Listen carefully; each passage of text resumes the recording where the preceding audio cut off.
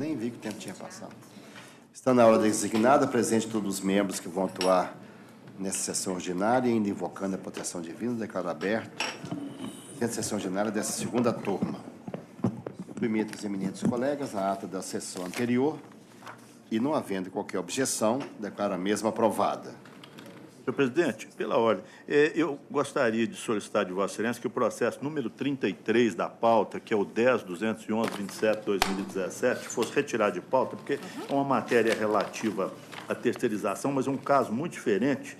Então, eu havia adiado, mas agora estou com necessidade de retirar de pauta para melhor exame. Então, solicito de Vossa Excelência... Pauta do PJE, né? 33? Tem advogado exatamente. escrito nele? Não tem. Certo. Tem um processo adiado aqui em nome da doutora Maria Raquel, mas parece que a doutora Maristela quer que ele continue adiado, não é isso? Pauta física. Da pauta física. 13. 33, doutora Maristela. Como que é? Está requerendo adiamento desse. Estou requerendo adiamento para a próxima sessão. O processo é complexo, os três que vão votar, doutora Raquel, doutora Maristela, doutor Jales, ainda estão aprofundando os esclarecimentos a respeito, então fica adiado, mais uma vez, para a próxima semana. Nenhum problema, excelente. No mesmo horário. Então, Senhor presidente, pela ordem, eu também queria pedir vista de um processo, é o 13 da pauta da doutora Maristela. 13. 13. Há advogado escrito nele? Não, acho que não. 13 da pauta. Excelência, eu peço, então, autorização para me retirar e eu volto semana que vem. Semana que vem a gente julga finalmente esse processo.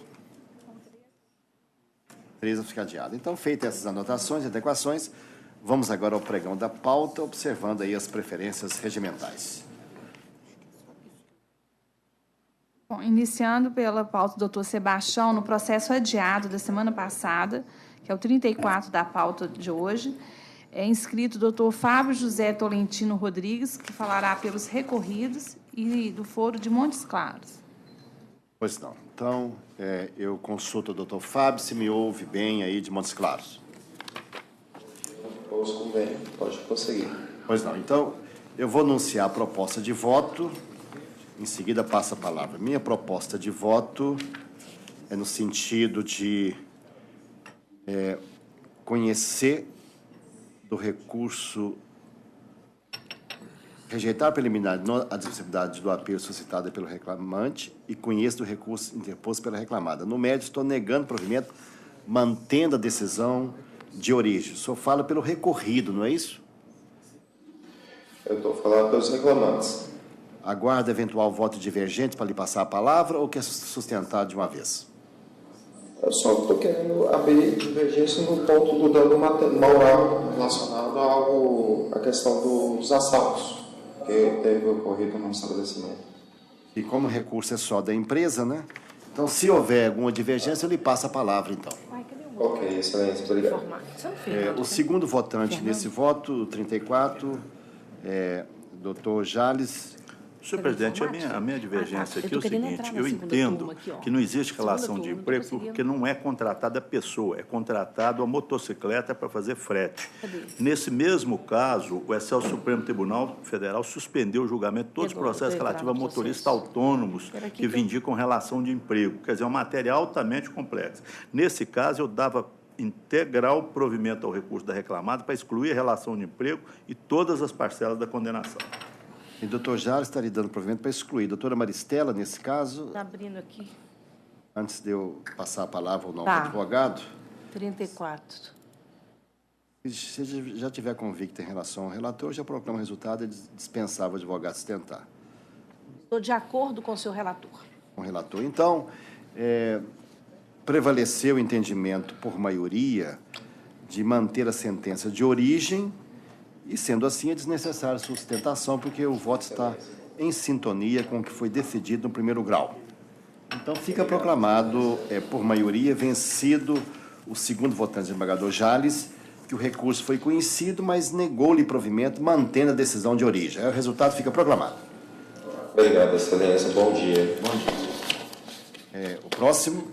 Agora, passando para a sessão de relatoria do doutor Antônio Carlos, no 01 da pauta, inscritos doutora Rosa Maria Almeida Martins pela agravante e doutor Guilherme Teixeira de Souza pela agravada.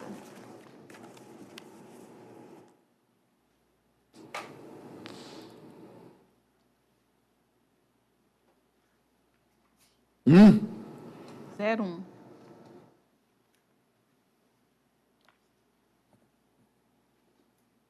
Vai. O meu 1 Tá aqui tudo é vermelho outro. aqui, por quê?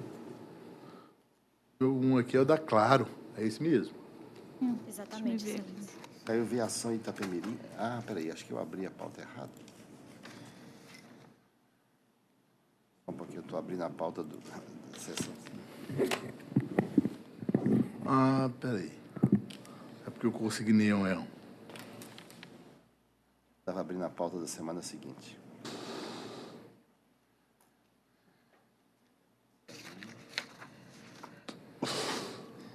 Assim, é claro, isso mesmo. Claro e Denise Palhares. Correto. Então, doutor, advogado inscrito nesse, sim. Dois advogados, doutora. Todos presentes aqui, né?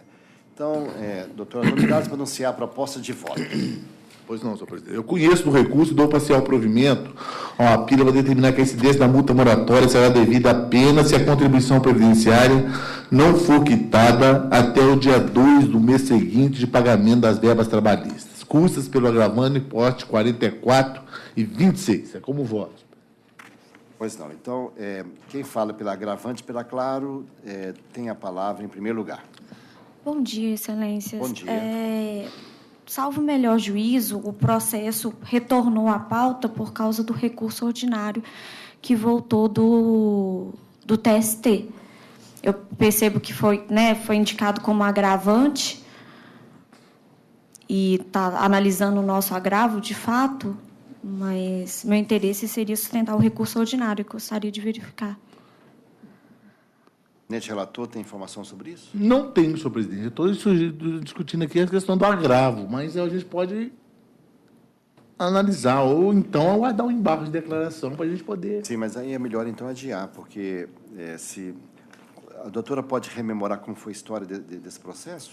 A turma decidiu por intempestividade, nós recorremos de revista, a revista foi acolhida e determinou o retorno dos autos à segunda instância para julgar o recurso ordinário. Então, o processo será... Próxima sessão. Próxima sessão? É melhor retirar de pauta, porque se tiver que fazer... É fazer o voto do recurso, né? É um agravo de petição. Né? Mas não tem execução provisória, não, doutor? Tem execução provisória, de fato, tem um agravo de petição. A intimação que a gente recebeu foi do retorno dos autos da origem, que por isso estaria, né, a decisão então vai do ficar recurso. adiado para a semana que vem, para tirar essa dúvida, é mais segura, porque pode ocorrer. Não tem dúvida. Mais que tem execução provisória e tem um recurso, processo principal, então adiado para a próxima sessão. Perfeitamente, obrigada. O próximo.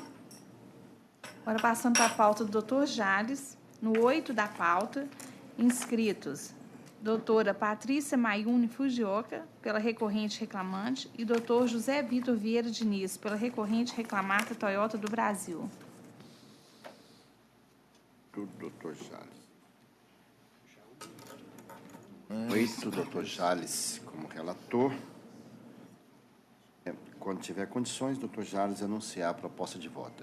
Pois não, senhor presidente. O processo 10.420/2016, recorrentes Roberto N. Ferreira e recorridos FCA e Toyota.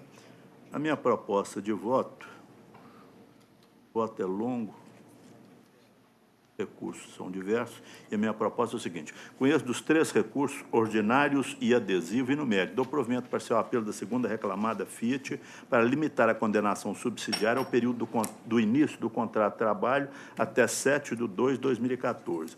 Dou provimento parcial ao apelo do reclamante para condenar a terceira reclamada Toyota em responsabilidade subsidiária no período de 8/9/2014 até o final do contrato de trabalho do reclamante. Nego provimento ao apelo da terceira reclamada. E estou ressalvando meu entendimento, mas adaptando o entendimento que prevalece na egrégia turma. É a minha proposta, senhor presidente. Então, passa a palavra ao advogado que fala pelo reclamante, doutor José Vitor, em primeiro lugar. Senhor presidente, na verdade, eu falo pela terceira reclamada Toyota. Algum advogado presente que fala pelo reclamante? Ah, sim. Então, eu li por equívoco aqui, porque estava... Ah, é verdade, tem um equívoco. Assim que fala pelo... Fala em primeiro lugar, advogado que atua pelo reclamante. No caso, a doutora Patrícia tem a palavra. Bom dia a todos. Bom dia. Só para esclarecer, manteve a responsabilidade da Fiat, né? Só foi limitada. Relator? Manteve a responsabilidade da Fiat, só que foi subdividido. No período que ele prestou serviço para a Fiat, então a responsabilidade da Fiat vai ficar limitada ao início do contrato de trabalho até 7/9/2014 e da Toyota de 8/9/2014 até o final do contrato. Pois não.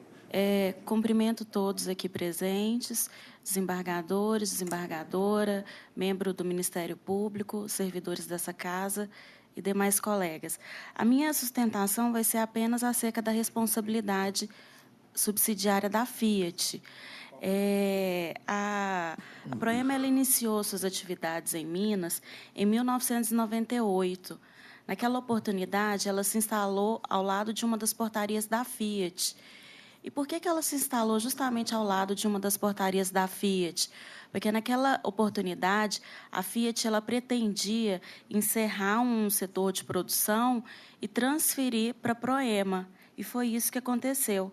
Naquela oportunidade, diversos funcionários da Fiat foram demitidos da Fiat e automaticamente contratados pela Proema. E, conforme a prova produzida nos autos, toda a produção da Proema era destinada à Fiat e, no final do contrato, à Toyota. Tanto é que, quando a Fiat ela encerrou as atividades em Minas, quando a Fiat encerrou o contrato com a Proema aqui em Minas Gerais, um tempo depois, a Proema faliu.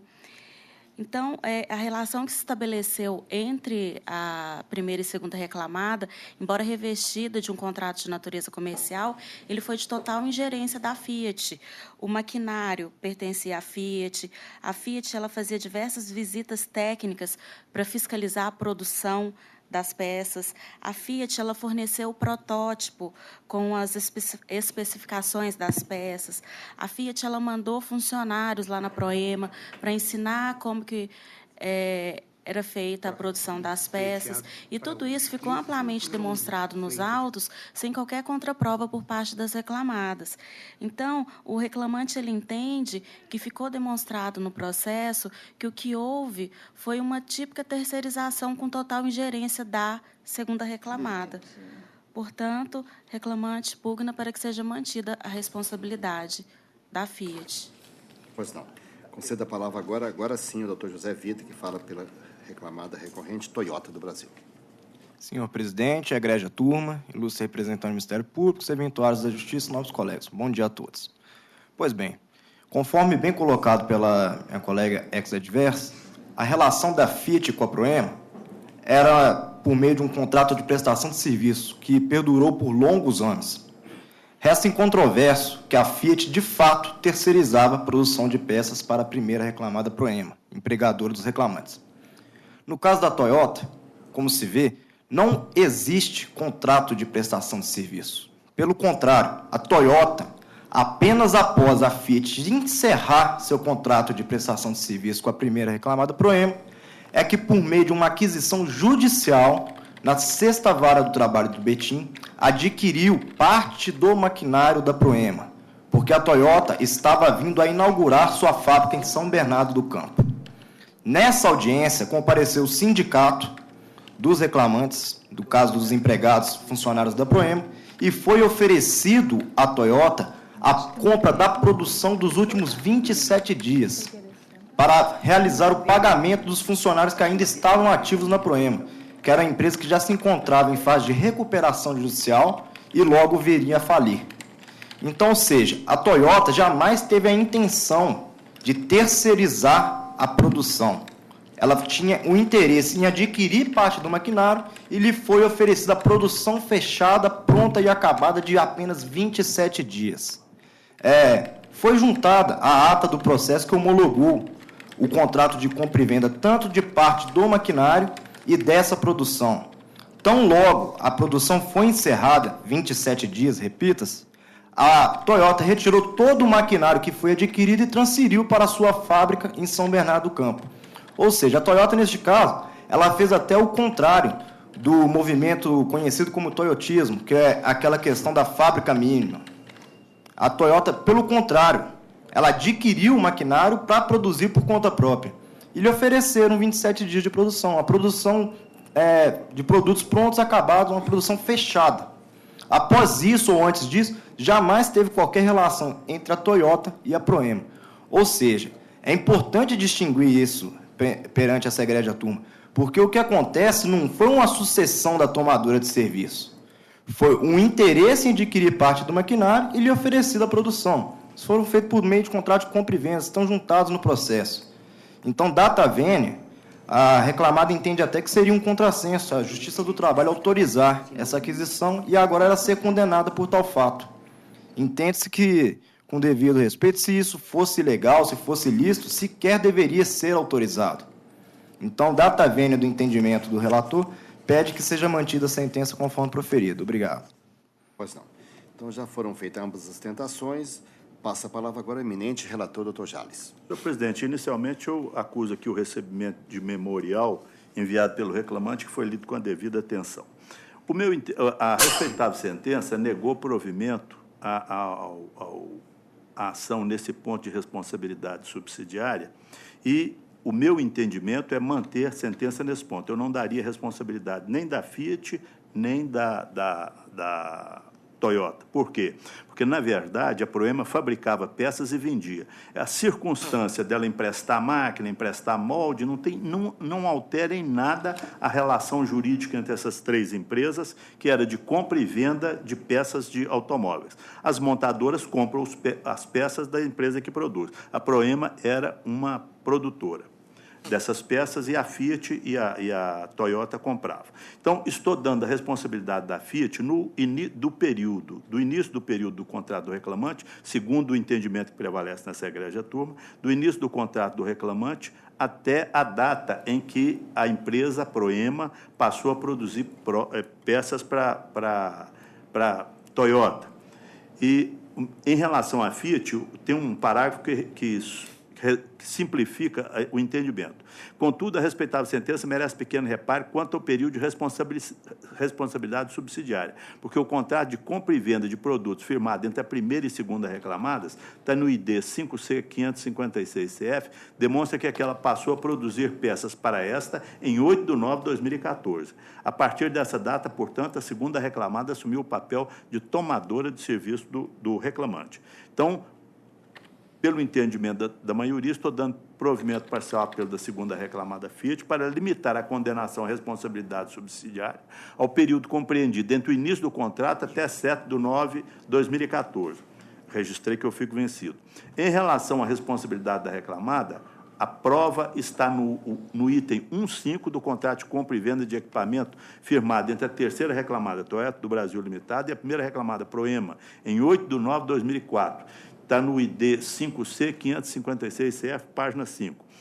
Entre aspas, transcrevendo parte do contrato. A vendedora declara que decidiu por vender os equipamentos pelo fato de serem utilizados somente para realizar o fornecimento de peças para a Toyota, sendo, portanto, desnecessária e improdutiva a manutenção de propriedade dos equipamentos com a vendedora. Então, estou transcrevendo isso e, por essa razão, eu estou fazendo essa alteração. A Fiat fica responsável no período em que ela comprava as peças, segundo o entendimento da outra maioria, e a Toyota daí por diante. Essa é a minha proposta de voto, senhor presidente, em relação ao que foi sustentado da tribuna. Pagadora Maristela. Estou de acordo, eu já julguei vários casos envolvendo a Proema e Fiat. Toyota não me recordo, não, mas Proema e Fiat, eu acho que não é um contrato apenas de fornecimento de matéria-prima, até porque as reclamadas se miscuíam na forma de produção, inclusive com fornecimento de equipamentos. Então, estou acompanhando integralmente o voto adequado do senhor relator. Na questão da eu só da tenho Toyota, uma divergência. Que parece que foi feita em juízo, né, a aquisição. Eu acho que não houve nem prestação, só forneceu o material, só adquiriu o material já anterior. Mas eu acho que há não uma é. anterioridade na prestação de serviço. Isso está na cláusula 1.5 lida pelo relator. Quando Vossa Excelência vota, nós entendemos dessa maneira, que não havia, era relação de compra e venda, mas a maioria... Depende da situação. Da Toyota, que não tinha visto assim, o fato de adquirir em juízo... É uma anterioridade aí com relação ao contrato, como relatado aí no item 1.5 do contrato de venda de equipamentos lidos pelo relator. Então não corresponde que foi sustentado a tribuna, O não? anterior, não. Eu só tenho uma divergência que eu estou apresentando agora em relação à indenização por dano moral, porque o reclamante foi dispensado em 2014, até a presente data não recebeu as verbas decisórias. Eu estou deferindo aí R$3.000 de dano moral. Bem, quanto a isso, o relator não defere, né? E, doutor Antônio Carlos, então, Senhor presidente, eu vou fazer uma modificação no meu voto, que eu lancei na análise prévia, com relação ao dano moral. Especificamente, eu vou acompanhar a doutora Maristela. Apenas explicitando isso que eu acabei de falar, que a situação é anterior, no contrato de compra e venda dos equipamentos, a vendedora declara que decidiu vender os equipamentos pelos fatos de serem utilizados anteriormente para a realização do fornecimento de peças para a Toyota. Por esse motivo é que eu estou acompanhando o relator no que diz respeito à responsabilidade da terceira reclamada. É como voto, senhor presidente. Senhor presidente, só esclarecendo o seguinte, o pedido de dano moral aqui por atraso em pagamento de salário e verba rescisória. Verba rescisória, Mas até hoje não recebeu. Tem 4 anos que ele foi dispensado e não colocou a mão. Como vai ser o valor dos danos morais? R$3.000. Então, vai ampliar o provimento de recurso do reclamante, vai manter a responsabilidade conforme anunciada pelo eminente relator, os fundamentos, o desembargador já... Senhor presidente, os danos morais também eu vou ficar vencido. Em relação à Toyota, o senhor está acompanhando, doutor Jales? Está certo. Não, eu também. Está acompanhando o voto adequado ou entendimento original? Adequado, não. Tá. Só li o que ele lançou lá, especificamente nesse ponto. Então, nós vamos acrescentar a decisão, a condenação da primeira reclamada em danos morais 3.000 com a responsabilidade subsidiária das demais da mesma maneira. Acrescentar os danos morais 3.000. Vencido também o relator nesse ponto. Tá certo. Então, vai prevalecer o resultado anunciado pelo relator, ampliado o provimento do recurso do reclamante para danos morais de 3.000, mantidas as mesmas responsabilidades já anunciadas. O resultado fica proclamado. Vamos ao próximo. Bom, nós temos agora na pauta da doutora Maristela, no 23, a pauta que é o processo adiado, o advogado está presente para assistir ao julgamento. Doutor Alessandro Silva Martins, pelo recorrente. No 23 da pauta, doutora Maristela. Não, no PJE. 11783. Peço...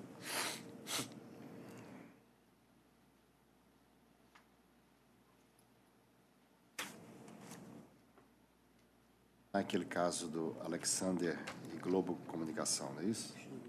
Eu adequei o voto à divergência. É o 23? Isso. É o da Globo mesmo.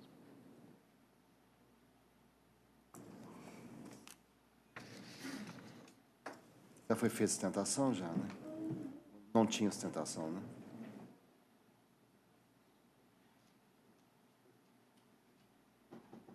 Está abrindo aqui, senhor presidente. Eu vi o voto adequado, eu só achei que o intervalo foi muito curto, doutora. Para a jornada fixada, o intervalo... A jornada foi longa, né? Mas eu acho que até a testemunha, nesse caso, acho que até a testemunha do reclamado falou desse intervalo. Mas com essa extensão de jornada, então, não devia ser o único, não, né? Eu até concordo, sim, a divergência foi até minha de deferir, mas...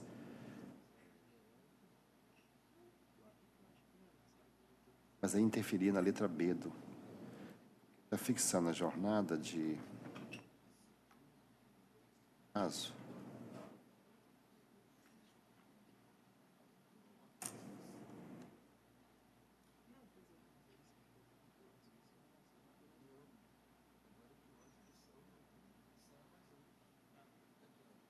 A testemunha da reclamada falou o seguinte, que por alto o reclamante fazia cerca de 40 minutos de intervalo.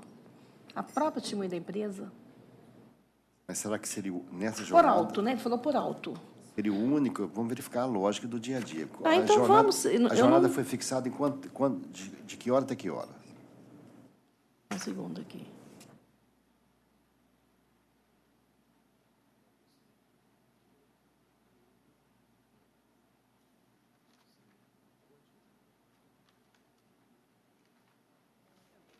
às 21 horas, com 40 minutos de intervalo. Podem passar para 1 hora, porque de todo jeito eu estou vencida, que eu excluiria as horas extras, Mas né? veja bem, não tem aqui no voto, ao passo que o próprio reclamante confessou ao seu depoimento que a jornada normalmente se encerrava por volta das 19 horas, salvo nos dias que havia cobertura de eventos e necessidades pontuais de maior prestação de serviço. No parágrafo anterior do voto. Eu fiz uma média, porque ele fala também que ele saía até 2 da manhã. A testemunha fala isso. Se ele confessa que 19, aí que eu fiquei em dúvida. Ele fala que participava de constantemente, de eventos e shows. Aí eu fiz uma jornada média. Mas a confissão não pode, o depoimento da testemunha não pode prevalecer sobre a confissão dele. Eu prefiro adiar, então, para a gente ter uma certeza nessa questão, porque é uma jornada muito longa. Eu tenho direito a hora extra, não tem dúvida. Esse é o meu entendimento. Agora, eu preciso verificar essa confissão dele conjugada com os depoimentos para fixar isso aqui. Porque se ele confessar às 19, o próprio reclamante confessou em seu depoimento que a jornada normalmente se encerrava por volta das 19 horas, salvo nos dias em que havia cobertura de eventos ou necessidades pontuais de maior prestação de serviço. Então, não posso fixar a média de 7 às 21. Tá, então vamos tirar e eu dou uma adequada. Vamos definir a hora extra, sim, a questão é só arbitrar a quantidade. Tá. Então, eu fico adiado que eu vou dar uma olhada para a próxima sessão. 23. Para a gente não julgar com nenhuma margem de dúvidas e fazer justiça do caso concreto. O próximo. Agora, passando para a pauta do doutor Antônio Carlos. No 12 da pauta, inscrita a doutora Isabel das Graças Dourado, pela recorrente reclamada Conserva Serviços Gerais Limitada.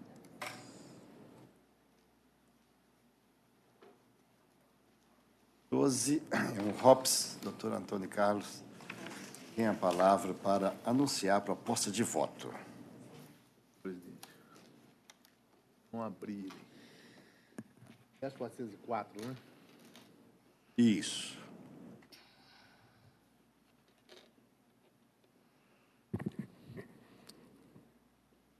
Conserva o serviço e Nilza de Fátima Pires Rodrigues. Pois não, senhor presidente. Conheço dos recursos, dou provimento ao apelo da reclamada para excluir a indenização por danos morais.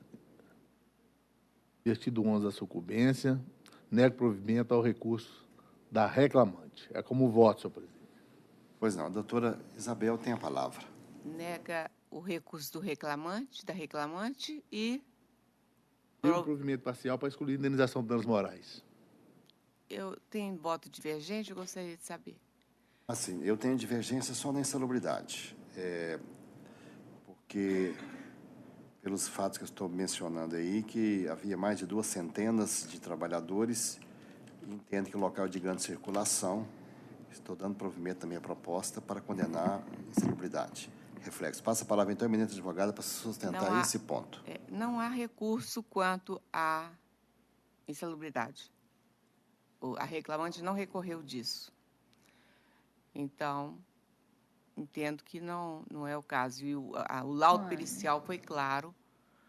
Eram 2 andares limpados por cada um dos 6 faxineiros.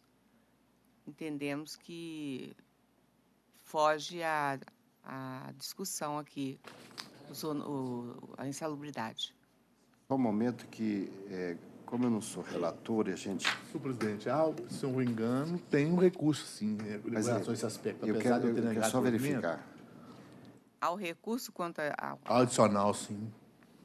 Só um momento, deixa eu verificar. Adicional, o recurso da altura. Eu estou mantendo, negando provimento. E eu vou explicitar as razões por quê. Então, a doutora pode completar a sustentação, se entender necessário.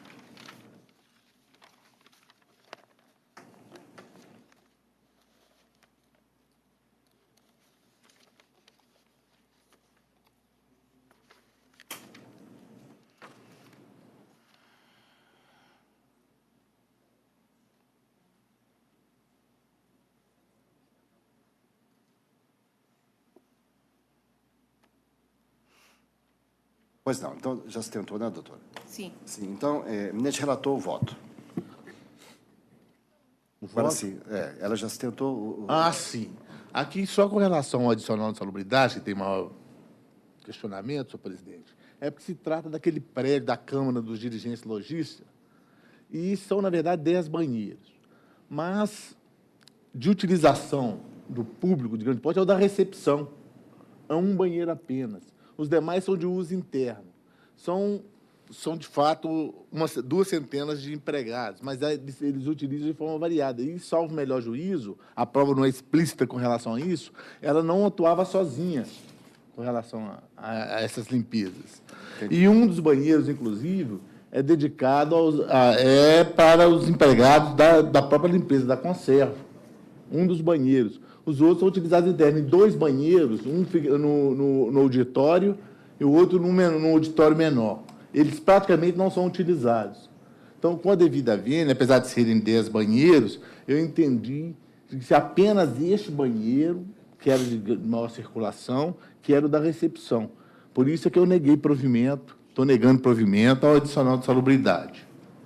Pois não. Bem, e o meu voto, a minha divergência, porque, de fato, essa questão ficou um pouco abstrata, porque quando o TST ampliou o entendimento e colocou local de grande circulação, criou agora, hoje a grande discussão é a grande circulação ou pequena circulação. E é um conceito que tem um certo grau de subjetivismo. Eu entendi, se são 10 banheiros e tem mais de 200 pessoas no local, eu entendo que é grande circulação. Mas é plausível o entendimento no outro sentido também. Então, lança a divergência e deixa para o doutor Jales resolver aí Senhor presidente, eu peço vênia a Vossa Excelência, vou acompanhar o eminente relator, porque no caso é o seguinte, era subdividido, havia muitos banheiros e, no caso aí, cada banheiro era utilizado por um número reduzido. É como se fosse aquela consta da súmula do TST, limpeza de banheiro de escritório ou de residência. Então, peço vênia, acompanho o relator. Pois não. Então, eu fico vencido em parte, mas eu reconheço que o tema é plausível, um ou outro sentido do voto, mas prevalece o voto anunciado pelo eminente relator, eu fico vencido tão somente no recurso do reclamante. O resultado fica proclamado. Um bom dia a todos. Bom dia. O próximo. Prosseguindo na pauta do doutor Antônio Carlos, no 32, inscrito o doutor Paulo de Tarso Ribeiro Bueno, pelo recorrente reclamante. 32. Reclamante.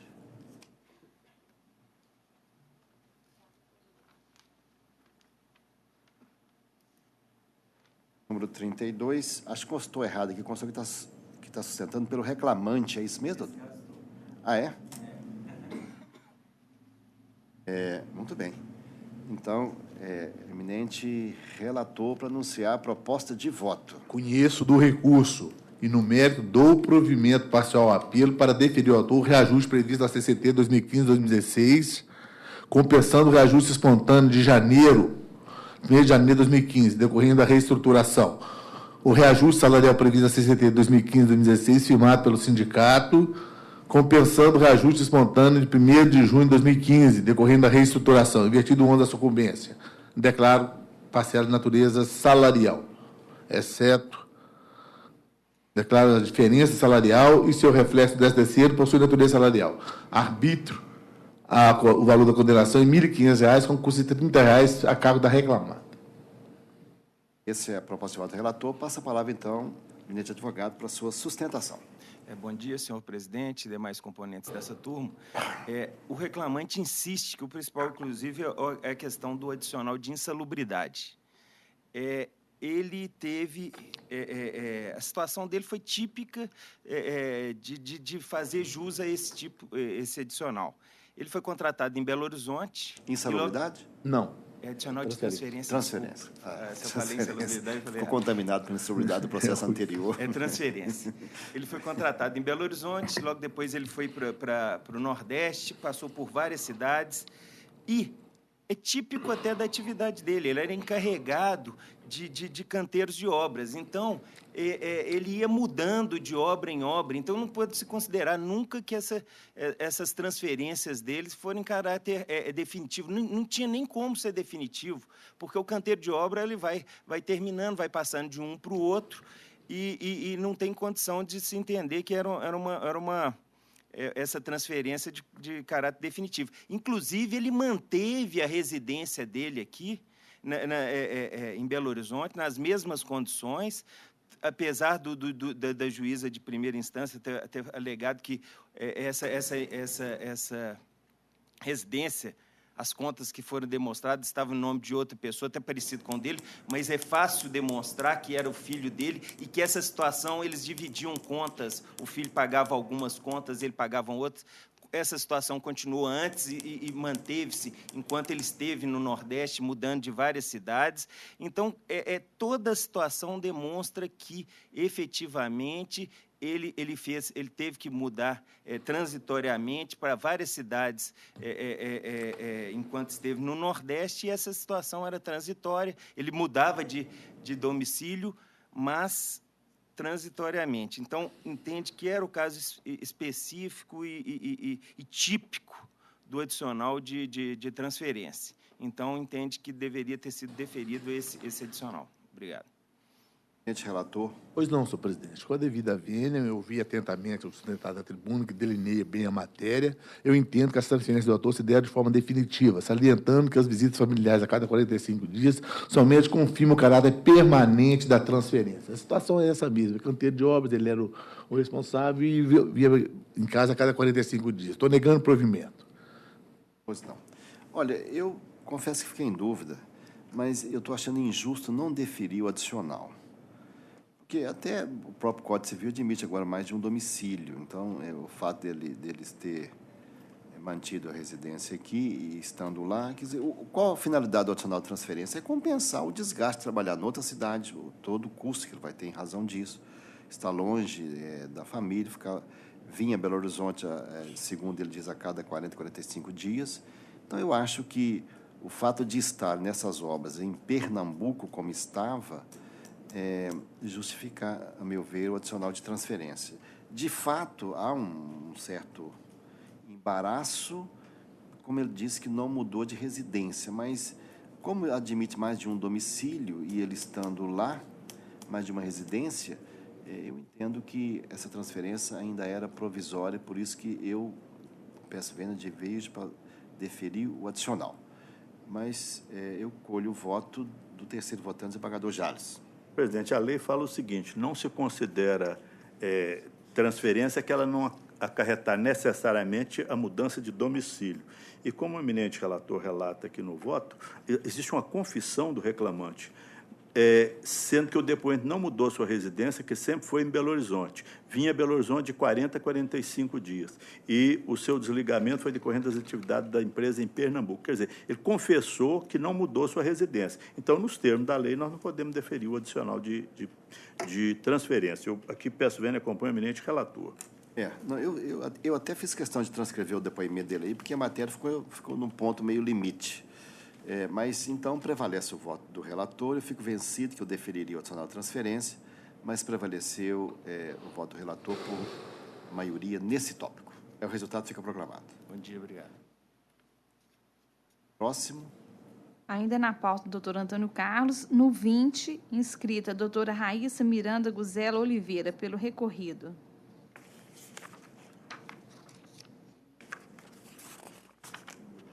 Doutor Antônio Carlos. Condições. Terra Nova Veículos. Pois não, senhor presidente. Conheço do recurso interposto no mérito do provimento parcial apelo para reduzir o valor da indenização dos morais para R$ 2.000 e, consequentemente, o valor da condenação para R$ 29.000, com custo de R$ 580 pela reclamada, que poderá requerer a devolução do valor pago ao maior. Quanto ao mais, mantenho a sentença pelos seus próprios jurídicos fundamentos. Como voto? Doutora Raíssa tem a palavra para sustentação. Muito obrigada. Bom dia. Bom, vou sustentar, então, só em relação aos danos morais. O reclamante requereu uma indenização de R$ 5.000, por quê? Ele ficou em limbo previdenciário, que foi, inclusive, deferido e reconhecido pelo tribunal, né? Durante o período de julho de 2017 até 18 de janeiro de 2018. Então, foram aí cerca de 6 meses, mais ou menos, em limbo previdenciário. Durante todo esse período, o reclamante ficou sem receber nenhum centavo, nem do INSS e nem da empresa. E, por isso, inclusive, nós juntamos aos autos até débitos dele com a CEMIG de 6 meses, justamente dos meses de agosto a dezembro, que ele teve que fazer um acordo com a CEMIG para que não fosse cortada a energia da casa dele, porque ele não tinha dinheiro, não estava percebendo salário para pagar nem as contas de luz da casa dele, né? Então, estava vivendo com a ajuda de amigos e familiares aí por todo esse período. Até que ele pediu demissão da empresa, porque ele precisava arrumar alguma fonte de sustento para custear as despesas dele, enfim. Então, o salário do reclamante era de cerca de R$ 2.400, mais ou menos. Por isso foi requerido o valor de R$ 5.000 de indenização, que foi deferido pela sentença ACO, que seria em torno de 2 salários do reclamante, mais ou menos. Por isso, eu entendo que o valor é bastante plausível, em especial em virtude do capital social da empresa ser mais de R$ 11 milhões. Então, assim, o valor de 5.000, ele é ínfimo, o de 2.000 mais ainda. Então, assim, para a empresa pagar, né? Agora, para o reclamante, o valor de R$ 2.000 não chega nem a um salário que ele recebia. E nós sabemos que a indenização por danos morais, ela tem que ser capaz de aplicar não só uma penalidade na empresa para que ela não volte a cometer ilícitos como cometido, mas também em relação à proporção do dano, proporção da culpa do agressor. A empresa, o reclamante chegou a pedir demissão da empresa, inclusive porque quando ele retornou da negativa do recurso do INSS para a empresa em janeiro, a empresa mandou um telegrama para a casa dele falando que era para ele entrar na Justiça Federal para recorrer da decisão do INSS. Ou seja, a recusa da empresa foi enorme de não receber o reclamante de novo. E o dano moral, ele é implícito, inclusive, nesse caso. Então, eu peço vênia para discordar, né, do voto e pedir que os demais votantes não acompanhem a redução da indenização por danos morais, porque, inclusive, é valor abaixo do salário que o reclamante recebia. Muito obrigada. Presidente relator. Pois não, senhor presidente, um pouco abaixo. A indenização mede-se pela extensão do dano. São 6 meses de limpo previdenciário. Eu, com a devida vênia, foi sopesado aí os parâmetros de atentamente dos valores que vem sendo adotados pelo colegiado, pela essa turma, em casos análogos. Eu mantenho o voto como proposto.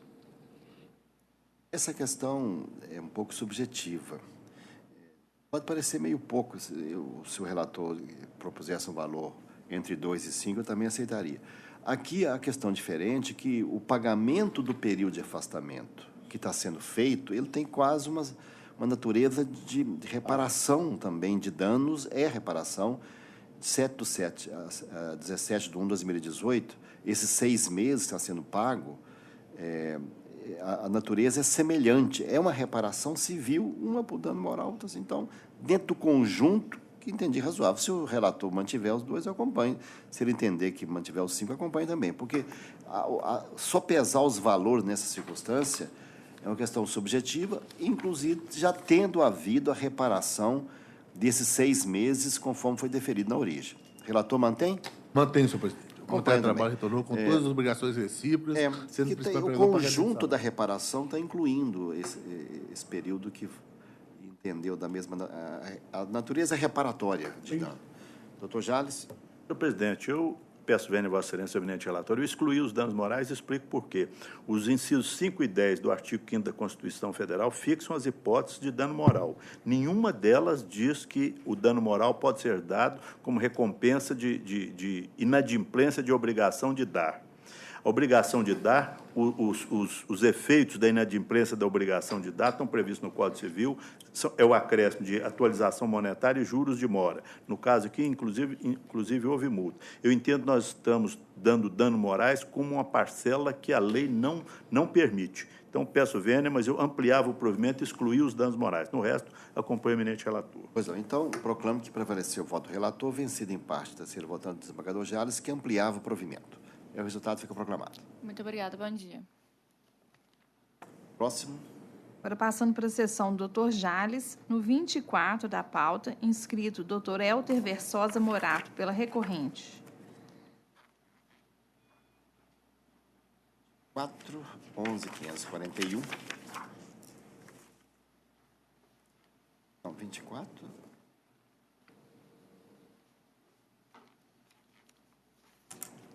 Minutinho só, senhor presidente, está abrindo aqui.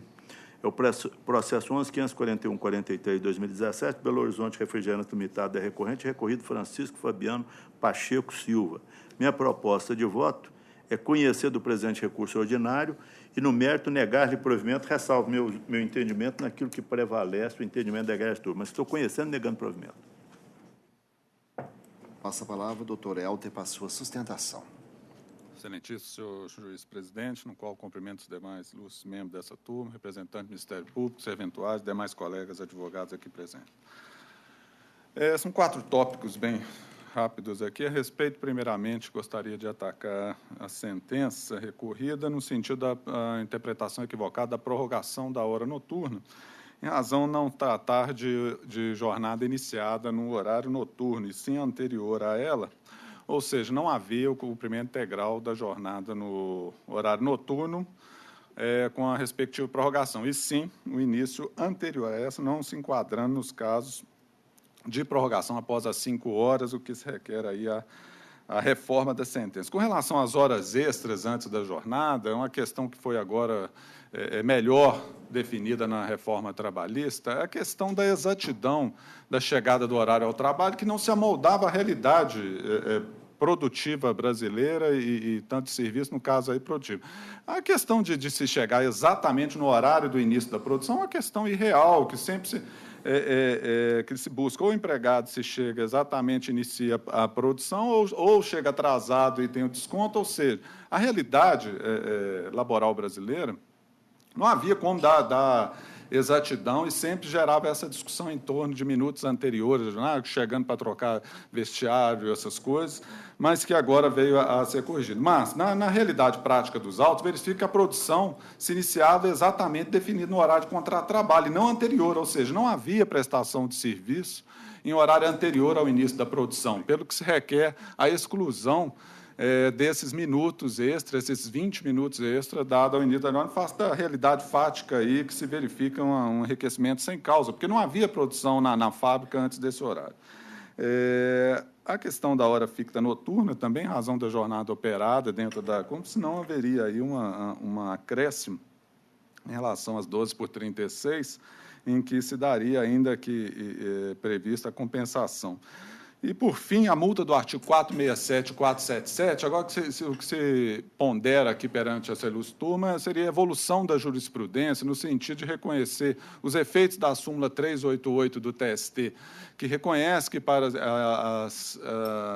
as situações em que há massa falida não há incidência dessas 2 multas previstas no CLT, da mesma forma, e aí sim, muito mais justo, seria que não se aplicasse às empresas em recuperação judicial. Ou seja, se a empresa vai ao juízo civil, declara a sua dificuldade de honrar suas obrigações no dia, requer uma negociação e a prorrogação desses débitos para manter os empregos ativos, por que aquela empresa que já fechou não teria o empresário que quer manter o emprego seria punido e aquela empresa que faliu não seria punida? Então, não há uma lógica na coisa, e o que se requer aqui é a evolução da jurisprudência, do entendimento, para se aplicar. Inclusive, São Paulo tem um julgamento que arrolamos aí no recurso, São Paulo já faz essa interpretação, que a empresa em recuperação judicial também merece a mesma interpretação da súmula 388. Tanto é que a evolução da reforma trabalhista agora veio a isentar a empresa em recuperação judicial do depósito recursal. Ou seja, a legislação veio a abarcar a tentativa de manutenção dos empregos quando o empresário, de forma clara e de boa-fé, vai ao juízo civil tentar renegociar suas dívidas e manter os empregos ativos, que é o que mais importa no conglomerado da defesa dos direitos do trabalhador. Então, se requer aí a exclusão da multa do artigo 467 e 477 por interpretação analógica à súmula 388, é o que se requer, excelência. Pois não. Eminente relator. Senhor presidente, em relação ao adicional noturno, eu também ressalvo meu entendimento que eu aplico a súmula do TST, que fala que tem que ser cumprido integralmente o horário noturno. Mas até a jurídica prevalecente, número 21 desse regional, diz que, ainda que é prevista contratualmente, mesmo que não configure jornada extraordinária. Então, por essa razão, ressalvando meu entendimento, eu estou deferindo a parcela. Em relação aos minutos residuais, meu entendimento também é esse que foi mencionado na tribuna, Eu acho que o tempo de preparação do empregado para o serviço, quando ele não está recebendo nem aguardando ordens, que é a exigência do artigo 4º da CLT, não pode ser computado na jornada. Mas também fico vencido nesse ponto que o entendimento prevalece ao contrário. A redução da hora noturna da mesma maneira. A regra do parágrafo 1º, artigo 73 CLT, que não foi excepcionada na convenção coletiva. Como a nova lei da reforma trabalhista não pode ser aplicada nesse processo, proposto em 2017, os fatos ocorreram anteriormente, nós não podemos retroagir a lei a lei de direito material para os fatos ocorridos anteriormente ao início da sua vigência, eu não posso aplicar a lei. Em relação à multa do 467 e parágrafo 8º e a multa de 40% do FGTS, a legislação não permite essa exclusão em relação às empresas em recuperação judicial.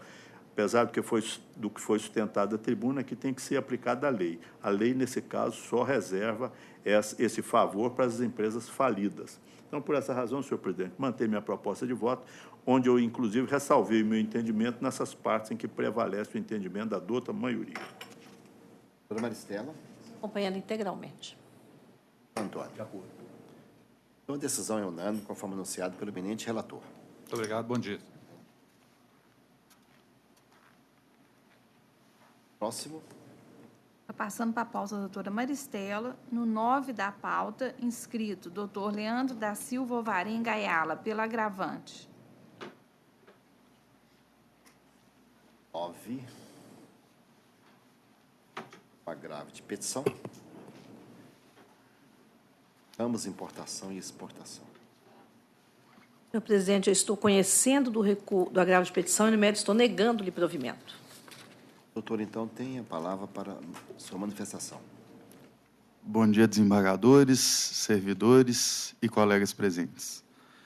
Na verdade, o presente agravo de petição, ele foi feito para trazer efetividade até a própria execução, não foi preocupação com a executada, porque hoje a executada é uma das vítimas do sistema. Hoje ela está quebrada, ela não tem de onde tirar. Só que, à época, ela foi diligente, tinha seguro. E, como nós sabemos, e vossas excelências também estão mais que acostumados, tirar um dinheirinho do banco que luta pelos juros é um suplício danado. Então, no seguro já tem sentença, quanto à seguradora já tem sentença, garantindo que ela deve pagar qualquer indenização trabalhista. Inclusive, na sentença, cita o número do processo trabalhista, que hoje tem a sentença sendo executada. Então, o que nós pedimos seja oficiado lá para que o exequente possa receber, porque não vai ter dinheiro através de conta, não vai ter bem a ser penhorado, nem nada, mas tem o seguro que hoje ele pode garantir o cumprimento da sentença. É isso que pleiteamos. Muito obrigado. Gente relatora. Senhor presidente, eu fiz o meu voto no sentido de que foi celebrado um acordo e a agravante assumiu a responsabilidade pelo pagamento do acordo. Então, eu estou entendendo que o acordo somente pode ser discutido, desconstituído pela via rescisória, por ter força de decisão irrecorrível. Mas eu vou pedir para tirar de pauta, visando até proteger o empregado. Porque, às vezes, se tem uma sentença dando a responsabilidade, o advogado falou na tribuna, que cita esse processo? Nós citamos, inclusive, a sentença e o parágrafo, inclusive, da sentença da Justiça Comum, que condenou a seguradora a pagar qualquer condenação deste processo trabalhista, ou seja, a nossa recurso não tem a menor preocupação com a empresa, na verdade, é simplesmente trazer efetividade à execução. Eu vou debruçar, porque, às vezes, se estiver realmente citando esse processo aqui, eu acho que a gente pode incluir. Mas talvez. Parece que o acordo colocou exclusão da lide, né? Se constou textualmente. Mas aí é outro seguro. Esse seguro foi feito pela empresa para resguardar a sua situação de um modo geral. E o seguro que ele faz o acordo, que pede a exclusão... Parece que o que ele está falando tem uma distinção que eu não percebi. Exato, exatamente. Então, eu vou adiar para a próxima semana. Obrigado, excelências. Não é? Então, fica adiado para a próxima semana. O próximo? Ainda na pauta da doutora Maristela, no 4, inscrito doutor José Samuel de Oliveira Reis, pela recorrida.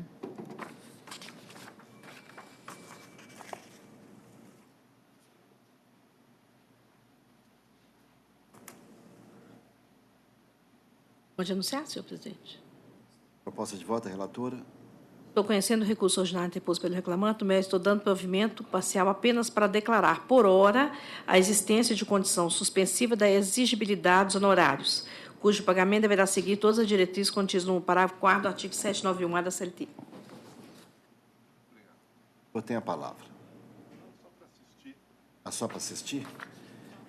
Só a questão, o provimento é singelo, né? Só suspendendo. Segundo votante, doutor Antônio Carlos. De acordo, concordo, avançar. Estou de acordo. Então, proclamo que prevalece a conclusão do voto anunciado pela eminente relatora, só de dar provimento para suspender a exigibilidade dos honorários. O resultado fica proclamado. Próximo. Passando para a pauta, doutor Jales, no 25, inscrito doutor Tiago Thomas Silves Pessoa, pelos recorrentes reclamados, Territorial Transportes e Heloísio Marcos Silveira. Qual que é o número? 25 da pauta, doutor Jales.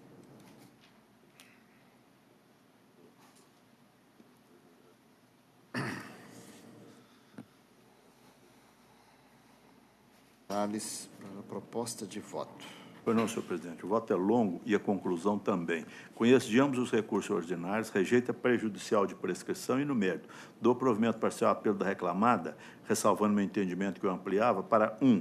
Determinar a exclusão do sócio Heloísio Marcos Silveira do polo passivo dessa ação reclamatória. 2. Excluir da condenação adicional por acúmulo de função. 3. Determinar a atualização monetária pelos índices da TR até 24 de 3 de 2015 e, a partir de 25 de 3 de 2015, pelos índices do IPCAE. 4. Determinar que, na fase de liquidação de sentença, sejam observadas disposições da Lei 12.546 de 2011, quanto ao recolhimento da contribuição previdenciária, parte da empregadora, nas condições indicadas na fundamentação acima. Ao apelo do reclamante, dou provimento parcial, vencido em parte o relator, para 1. Isentar o reclamante dos honorários advocatícios de sucumbência e dos honorários periciais, devendo o perito oficial habilitar seu crédito na forma da resolução número 66 de 2010 do CSJT e, por consequência, isentar também a reclamada dos honorários advocatícios de sucumbência. 2. Aumentar a condenação relativa às horas extras decorrente da falta de concessão regular do intervalo entre a jornada para 1 hora por dia de serviço e respectivos reflexos, mantidos os demais parâmetros de cálculo indicados na respeitável sentença. E 3. Acrescentar a condenação e indenização por danos morais de R$ 2.000. Para efeito de incidência da contribuição previdenciária, fica declarada a natureza salarial das parcelas acrescentadas à condenação, ressalvados os respectivos reflexos em férias indenizadas acrescidas de 1/3 e depósito do FGTS e a indenização por danos morais. Mantido o valor optado da condenação, porque ainda é compatível. É a minha proposta, senhor presidente. Esta é a proposta de voto do eminente relator. Eu passo a palavra ao doutor Tiago, Tomás, para sustentação. Eméritos julgadores dessa segunda turma, desse egrégio tribunal, meus colegas advogados presentes, eventuais, bom dia. Tendo em vista a proposta de voto, eu vou restringir aqui da tribuna a minha sustentação oral a um ponto que eu acho pertinente, que é a questão da correção monetária. Peço a vossas excelências atenção ao documento de ID 6CA4129. É um acórdão da 4ª turma do TST, sessão de julgamento de 9/10/2018, publicado agora no dia 1º/11/2018, que vem perfilhar os argumentos do recurso interposto neste tocante, com o entendimento de que a aplicação do IPCAE se restringiria ao período de 25 de março de 2015 a 10 de novembro de 2017, posto que, a partir do dia 11/11/2017, nós temos a vigência do parágrafo 7º do artigo 879 da CLT, estipulando a aplicação da TR para fins de correção dos débitos trabalhistas. A questão que traz esse acordo, um raciocínio que se traz nele, que se defende aqui da tribuna, é interessante, porquanto nós temos que, quando da declaração de inconstitucionalidade da TR, o parágrafo 7º do artigo 879 da CLT não estava vigente. E como é de conhecimento de Vossa Excelência, tanto no controle difuso quanto no controle concentrado de constitucionalidade, não há que se falar de inconstitucionalidade de lei em tese. Então, dentro deste raciocínio, o acórdão atual entendimento da 4ª turma do TST vai no sentido que não haveria que se falar em inconstitucionalidade por arrastamento ou por consequência lógico-jurídica do parágrafo 7º do artigo 879. De igual maneira, o Tribunal Pleno do TST, ao se pronunciar sobre a matéria, se pronunciou exclusivamente em relação ao artigo 39 da Lei 8.177, de 91. Ou seja, não houve qualquer pronunciamento em relação ao parágrafo 7º do artigo 879 da CLT. No presente caso, também, é exordial nada disso sobre o tema, não se pleiteou qualquer inconstitucionalidade do parágrafo 7º, importante dizer, né, essa questão. E também é importante dizer que, até em contra-razões ao recurso, somente fora citada a questão da modulação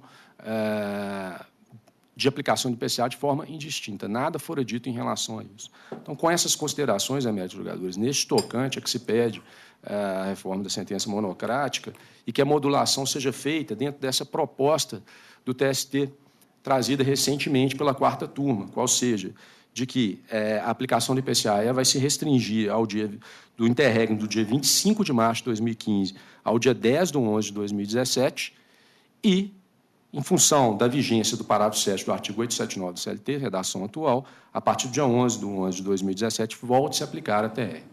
No mais, são essas considerações aqui da tribuna. Agradeço a atenção de Vossa Excelência. Um ótimo dia. Relator. Senhor presidente, em relação ao ponto que foi sustentado da tribuna, meu entendimento até vai além disso. Eu entendo que o Excelso Supremo Tribunal Federal julgou a questão dos precatórios, determinou a impossibilidade de aplicação da TR em relação ao pagamento de precatório. Até essa parte está sendo revista, porque houve um embargo de declaração e isso vai ser julgado de novo. Quanto à aplicação do IPCAE no processo de trabalho, eu entendo que aqui não existe nenhuma determinação legal e não existe nenhuma decisão do Supremo Tribunal Federal nesse sentido. O artigo 39 não foi declarado inconstitucional, veio a nova lei e confirmou, e a lei federal em vigor, a lei federal em vigor não pode ser negado provimento. Então, meu entendimento aqui é o contrário, eu não aplicava o IPCAE em hipótese nenhuma por falta de previsão legal. Aplico o inciso 2 do artigo 5º da Constituição. É caso de restrição por inexistência de determinação legal. Mas o entendimento que tem prevalecido na Justiça do Trabalho é o que eu adotei aqui, atualizar pelos índices da TR até 24/3/2015 e, a partir de 25/3, pelos índices do IPCAE. Por isso, senhor presidente, ressalvado meu entendimento, eu mantenho a proposta de voto. Maristela. Tem uma divergência de fundamento em relação à exclusão desse sócio. O que aconteceu nesse caso? O reclamante entrou com a reclamatória, veio o senhor diretor de secretaria e proferiu um despacho categorizando como ato de mero expediente ou ordinatório, um despacho longo, incluindo um sócio que o reclamante nem pediu que fosse incluído na lide. Então, ele exacerbou a competência que ele tinha de apenas movimentar o processo. Quando foi na próxima audiência, esse sócio pediu sua exclusão da lide, com o que concordou o reclamante, e o juiz indeferiu. E houve protesto. O reclamante não quis na inicial e nem quis também depois que ele foi incluído na lide pelo senhor diretor de secretaria. Então, eu estou tendo somente essa divergência, porque eu entendo que o reclamante pode, sim, na própria inicial, incluir um sócio, porque se aguardar a execução, pode ser que esse sócio não tenha mais garantia de dívida. Então, a minha divergência é só nesse sentido. Se o doutor Jales quiser acolher esse fundamento, bem, se não quiser, eu fico vencida só por fundamento. Mas, com relação ao acúmulo de função, eu tenho deferido o adicional quando o motorista é motorista e cobrador. Fico vencida nesse ponto, do acúmulo de função. Doutor Jales, mantém. Presidente, aqui, porque eu também entendo da mesma maneira que a responsabilização do sócio pode ser feita na fase de execução, mas não é o caso aqui, porque existe a diferenciação da pessoa jurídica da pessoa natural que compõe. Então, a matéria que eu decidi de acordo com a lei. Os fundamentos da doutora Maristela são procedentes, mas eu vou manter o voto como foi proferido, porque, na verdade, o resultado é o mesmo. O sócio não vai entrar na lide por enquanto. Se for necessário, na fase de execução, não existe nenhum prejuízo para o reclamante. Então, vou manter meu voto como foi proferido. Em relação a outra matéria, também eu prefiro manter o voto como foi redigido. Doutor Antônio Carlos. Senhor presidente, com relação ao sócio, o senhor Aloísio, trata-se de empresa territorial muito frequente lá na vara onde eu atuo, que ela tem uma grande garagem lá e atua na linha Belo Horizonte-Santa Luzia. É uma empresa rígida, não há essa preocupação e, na verdade, pode ser mantido o entendimento esposado pelo relator de exclusão, um eventual lançamento dele na fase de execução. Acho que não vai haver nem necessidade disso, porque realmente é uma empresa rígida, funcionando, não há essa necessidade realmente de preocupação com relação à manutenção do senhor Luiz no polo passivo. Então, estou acompanhando.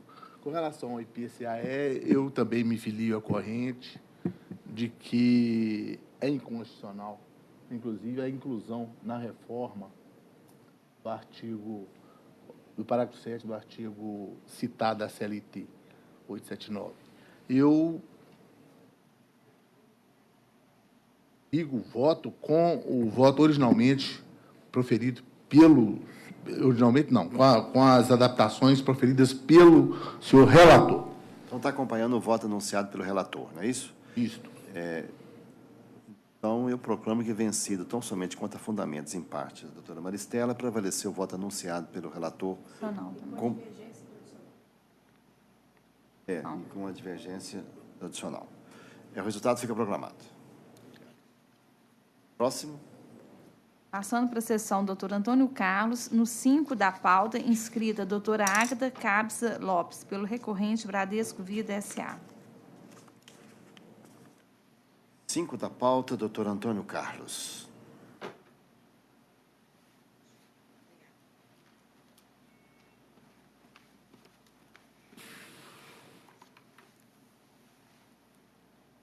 Antônio Carlos, para anunciar a proposta de voto.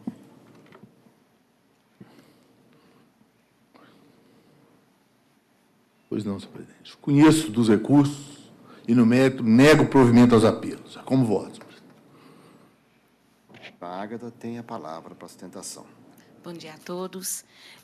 Inicialmente, eu gostaria de pedir vênia para a reforma do voto, uma vez que nós arguímos em preliminar que foi rejeitada pelo juiz de primeiro grau, acerca da liquidação dos pedidos que não foi feita pelo reclamante, uma vez que a ação já foi distribuída sobre a vigência da nova lei, e nós arguímos essa questão dessa ausência, requerendo, para tanto, a resolução, a extinção do mérito, a extinção do processo sem a resolução do mérito. Ultrapassada essa questão, venho aqui a essa tribuna requerer a reforma da decisão, principalmente no que tange a questão do vínculo empregatício, uma vez que a reclamante era uma corretora de seguros, proprietária de uma empresa, com funcionários, prestava serviço para o banco, sem ausência dos requisitos necessários para a configuração do vínculo empregatício, principalmente quanto à questão da subordinação. Ela era uma pessoa livre para poder fazer o horário dela, ela vendia, sim, produtos do banco, no entanto, sem aquela questão que configurasse a questão do vínculo.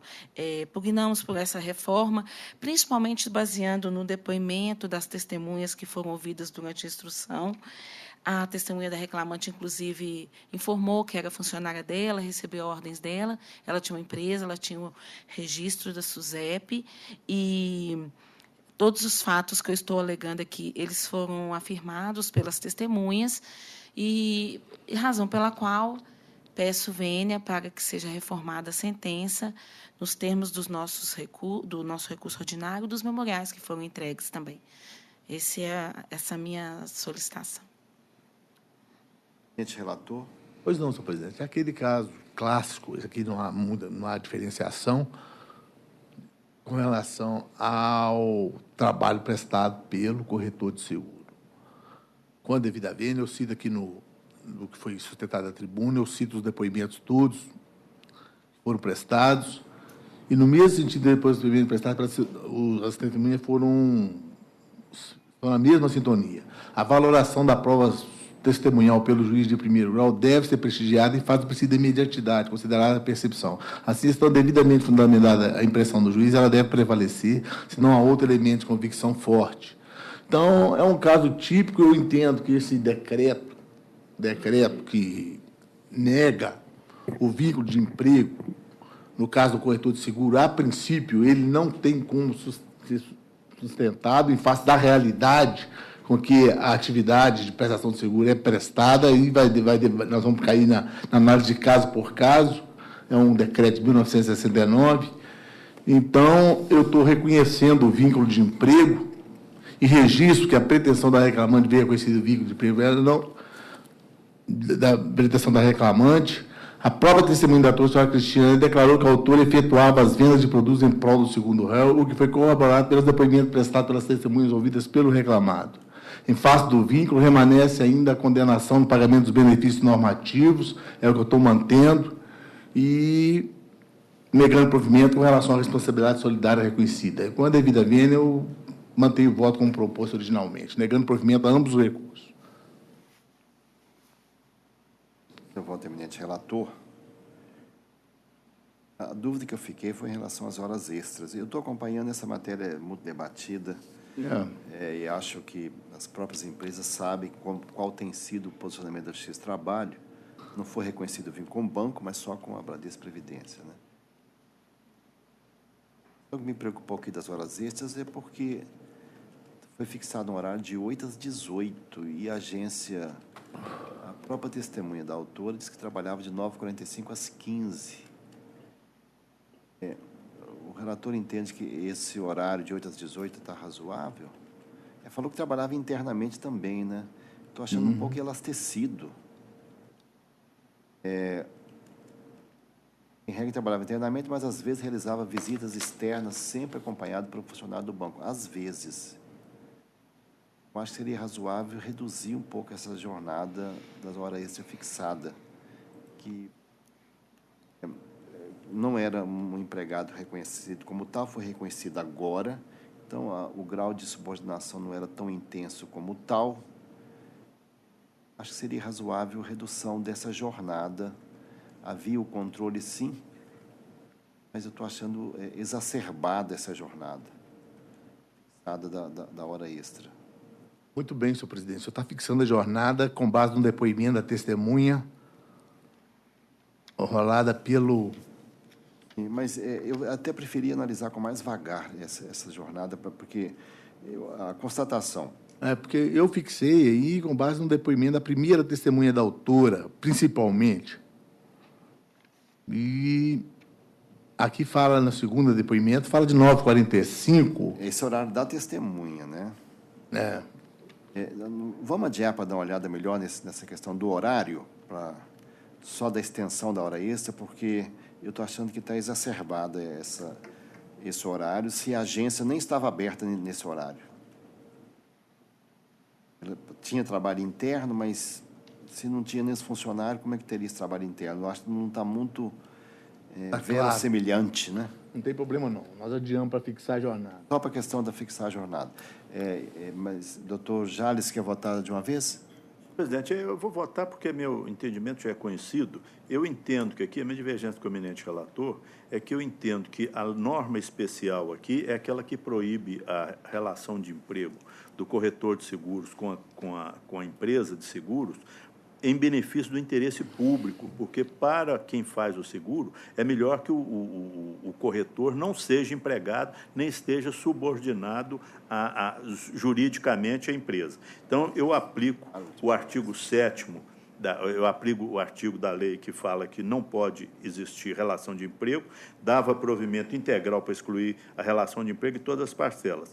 Vencido nesse ponto, eu vou ficar vencido integralmente no recurso do reclamado e acompanho o eminente relator no recurso do reclamante. Então, nós vamos só...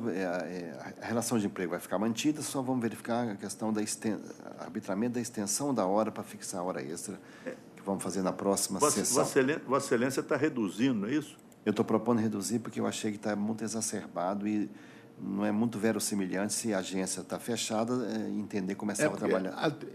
Isso aí é a questão da prova, né? Que a testemunha afirma que ele chegava antes, ela chegava às 8 horas. Mas, senhor presidente, se houver concordância, inclusive do terceiro votante, eu faço a adequação. E nós fixamos essa jornada de 9h45 às 15, né? Mas aí eu prefiro dar uma olhada em todos os depoimentos, porque... Pois não. Porque são muitos processos, eu fiz uma leitura dinâmica, mas deixei para verificar aqui esse detalhe, porque a testemunha trabalhava nesse horário. Agora, eu quero verificar, um pouco além é natural, mas pode ser que a gente, se colocar só esse horário, nem dê hora extra, né? Eu quero verificar a prova com mais vagar, fica para a próxima sessão. Então, só esse ponto. Fica pendente só o tema das horas extras. Só as horas extras. Eu agradeço. Bom dia. Bom dia. Próximo. Sem dúvida, não. Passando para a sessão do doutor Sebastião, no 9 da pauta, inscrito o doutor Aloysio Pelúcio Almeida Vieira de Melo, pelo recorrente reclamante. 9.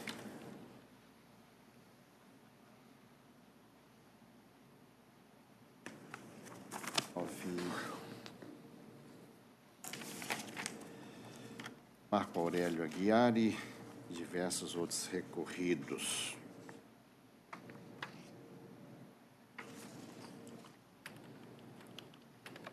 Os memoriais. E a minha proposta de voto, o voto é até bem longo. É a seguinte. Eu estou propondo conhecer dos recursos, rejeitar a preliminar de nulidade e, no mérito, nego provimento do recurso das reclamadas. Estou provendo, em parte, o recurso do reclamante para condenar a reclamada a pagar. Comissões pelas vendas referentes às licitações, determinando que a parcela seja apurada por meio de liquidação por artigos, devendo as réis juntar tal documentação na fase de liquidação, a fim de esclarecer os critérios para o pagamento, e, na falta deste, por arbitramento pericial ou do juízo. E aí, 2, estou dando provimento também para fixar a indenização por danos morais no importe de R$10.000, ficando aqui na natureza das parcelas, acrescenta a condenação ao valor de R$15.000, com custos adicionais de R$300 pelas reclamadas. É a minha proposta de voto. Passa a palavra ao doutor Aloysio para a sua manifestação. Senhor presidente, demais desembargadores, componentes dessa egregia turma, bom dia. A proposta de voto de Vossa Excelência atende parcialmente os interesses recursais do reclamante, razão pela qual eu irei sustentar aqui. Primeiro, gostaria de indagar a Vossa Excelência se eu poderia, porque a sustentação vai ser focada apenas na questão das comissões, no percentual de comissões. Se não houver divergência, se Vossa Excelência entender, senão eu já faço a sustentação de uma vez. Então, vou colher os votos. A doutora Maristela está me acompanhando aqui, né? Vou acompanhando. Então, para a gente ganhar tempo, essa questão das comissões eu analisei e não é uma questão singela, é complexa, mas na liquidação é que vai clarear aquilo que foi concluído efetivamente. Doutor Jales? Senhor presidente, no recurso da reclamada, eu vou ficar vencido aqui nas diferenças de comissões, porque eu mantinha a respeitável sentença. E no recurso do reclamante também, as diferenças de comissões sobre as licitações e os danos morais. Vou ficar vencido, então, no recurso da reclamada, na diferença de comissões, no recurso do reclamante, na diferença de comissões das licitações e nos danos morais. Tem divergência nesse ponto. Doutora Maristela? Estou acompanhando o relator. Maristela está acompanhando integralmente o relator, então eu proclamo que... Senhor presidente, pela ordem, eu pedi para, se fosse o caso, porque o foco da minha sustentação vai ser só a questão dos 8% da comissão, que se não houver divergência, para ser mais prático, eu não ter que sustentar, às vezes, em outras matérias. Se o senhor me permitir me dar essa palavra nesse ponto, só nesse ponto antes mesmo. De proclamar, ok. Ok, desculpa interromper, mas justamente para evitar a proclamação do voto. Pois não. A sentença deferiu ao reclamante, diferente de comissões, ela entendeu que, aplicando o princípio da razoabilidade, o reclamante teria direito a 6,5% de comissão sobre as vendas dos veículos efetuadas. O reclamante ele recorre porque ele pretende a majoração dessa alíquota. Ele disse na inicial que ele foi contratado e a ele foi prometido uma alíquota de 8% sobre o valor das vendas dos veículos. Pois bem, a reclamada em defesa, o que ela disse? Ela fala o seguinte, olha, não foi 8%, foi 5% até 2015. A partir de 2015 foi 8%. Está confessado na contestação que, pelo menos num período, ela reconhece que foi 8%. O que disse as testemunhas? Uma testemunha do reclamante disse que era de 7% a 8%. A outra testemunha do reclamante afirmou categoricamente que era 8%. A primeira testemunha da reclamada disse que era 5%. A segunda testemunha da reclamada não soube precisar. Então, nós temos três testemunhas que entraram nesta questão. Uma disse 7% a 8%, outra disse 8%, e a da reclamada disse 5%. E a defesa da reclamada confessa que, a partir de 2015, a alíquota passou a ser 8%. A sentença, o que a juíza... qual foi o raciocínio utilizado pela juíza de primeiro grau, o qual nós discordamos, data vênia? Ela disse o seguinte, olha, como a prova falou, uma testemunha disse 7% a 8%, a outra disse 8%, a outra disse 5%, eu vou aplicar a razoabilidade e vou considerar 6,5%. Só que, data máxima vênia, nós entendemos que a questão é de valoração da prova, não é de se aplicar a razoabilidade. A questão é, nós temos duas testemunhas que informaram o percentual de 8%. E nós temos também a defesa da reclamada, que disse, a partir de 2015, a comissão era 8%. Então, não tem como se aplicar, com a devida vênia, do entendimento da primeira instância, de Vossa Excelência, da proposta de voto de Vossa Excelência, não tem como se aplicar 6,5% apenas. A situação é, sim, de reforma, para majorar esse percentual para 8%. A própria sentença, ela disse o seguinte, em relação a essa confissão da reclamada, em relação aos 8%. Ela diz o seguinte, a propósito que foi dito na peça, embora as reclamadas tenham admitido que as comissões do reclamante passaram para 8% a partir de 12 de 2 de 2015, tal fato será desconsiderado, haja vista que elas o admitiram, mas com incidência sobre o lucro líquido. Data máxima vênia, a sentença reconhece que as reclamadas admitiram que, a partir de 12 de 2 de 2015, a alíquota passou a 8%, mas desconsiderou, com a devida vênia, entendo que essa desconsideração não tem lógica. Desconsiderou porque a incidência sobre o lucro líquido não explica o motivo de não ter aplicado a confissão real, expressa na contestação da reclamada. Então, o que se pede aqui, senhor presidente, é a reforma para majorar a alíquota para 8% e não 6,5%, como está na sentença, ou, na eventualidade, que se majore a 8% a partir da data que há a confissão da reclamada, que foi a partir de 12 de 2 de 2015, que ela diz que passou a ser 8%. É o que se espera, o que pede provimento. Nesse sentido, muito obrigado. Pois não, bem, quanto a esse ponto específico, houve vários depoimentos, houve prova pericial, e, no primeiro momento, fiquei até assustado. Falei, uma comissão dessa natureza, quem suporta com a margem de lucro tão reduzida? Mas depois era sobre o lucro líquido aí que eu entendi. Mas os depoimentos de Delma Aparecida e de Manoeli mencionava comissões muito abaixo, de 3,5%, de 3% a 5%. Eu verifico na ata os dois depoimentos e entendi que o juiz fez uma decisão por equidade e está dentro da razoabilidade. Como disse o próprio advogado da tribuna, é questão de avaliação da prova. Então, entendo que dentro dessa circunstância da conjugação está razoável e eu estou propondo manter o voto. Por o voto do segundo votante, doutor Jales. Pois não, senhor presidente. Eu manifestei aqui uma divergência em relação à diferença de comissões. Vamos raciocinar aqui. Nós estamos tratando de venda de automóveis. Não é isso? Venda de automóveis. Então, 8%, comissão de 8% sobre o valor da venda de automóveis, a concessionária nunca chega a esse valor. Era todo, né? Nem se ela fosse. Mas depois explicou que é sobre o lucro líquido, deduz o valor da compra. Uma coisa é 8% sobre o lucro líquido, aí está até razoável. Mas 8% sobre o valor do veículo é simplesmente impossível. A concessionária não ganha isso. Eu tenho parentes que são proprietários de concessionária, os lucros são muito menores. Então, é como eu já disse a Vossa Excelência, eu vou ficar vencido aqui no recurso na reclamada das diferenças de comissões e no recurso do reclamante também nas diferenças das comissões sobre as licitações e nos danos morais. Nesses 3 pontos eu vou ficar vencido, porque acho que ainda que a perícia tenha apurado dessa maneira, a perícia está errada, porque não pode, foge da lógica. Quem conhece um pouquinho sabe que isso está errado.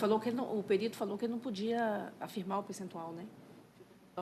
Eu achei que está razoável o arbitrado na origem. Doutora Maristela? Razoável.